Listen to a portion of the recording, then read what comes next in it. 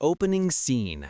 Long before the name England ever existed, the island we know today was a land of tribes, mystery, and survival. Before kings, before crowns, there were only scattered people, fighting to live among rivers, forests, and cold northern winds. This is the story of how a land of warriors, invaders, and dreamers became England. The beginning of the land. Around 12,000 years ago, the last ice age ended. The melting glaciers formed what we now call the British Isles. At first, Britain was connected to Europe by land, a region called Doggerland. Tribes crossed from Europe into this green island, hunting, building fires, and carving their first tools.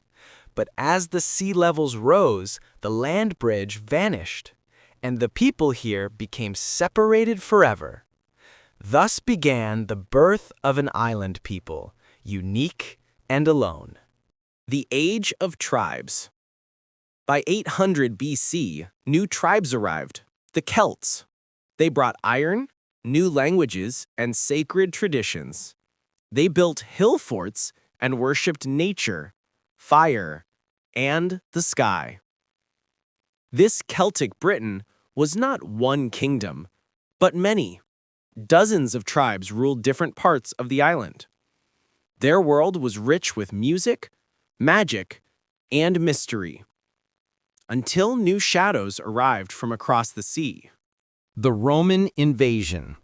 In 43 AD, the mighty Roman Empire, led by Emperor Claudius, invaded Britain. They brought roads, towns, baths, and the Latin language. For nearly 400 years, Britain lived under Roman rule.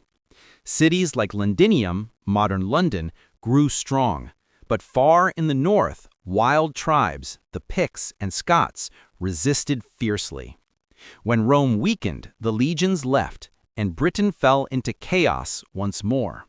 The Age of the Angles, Saxons, and Jutes. After the Romans left, new invaders came, the Angles, Saxons, and Jutes from northern Europe. They didn't come just to raid, they came to stay. These tribes built new kingdoms, Wessex, Mercia, Northumbria, and others. Over time, they merged languages and cultures, giving birth to a new identity, the land of the Angles, Englaland, or England. It was the beginning of the English people. The rise of kingdoms. For centuries, these small kingdoms fought for power, but one man dreamed of unity, King Alfred the Great of Wessex. In the 9th century, Alfred defended his people from fierce Viking invasions and began to unite the English lands. He built schools, armies, and a new national identity, calling his people Englishmen.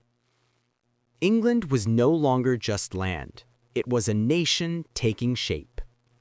The Norman Conquest. But history had one more twist.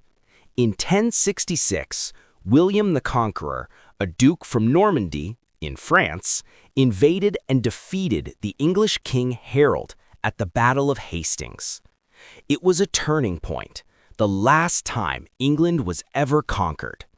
Norman rulers brought new laws, castles, and a royal system that shaped modern England's future.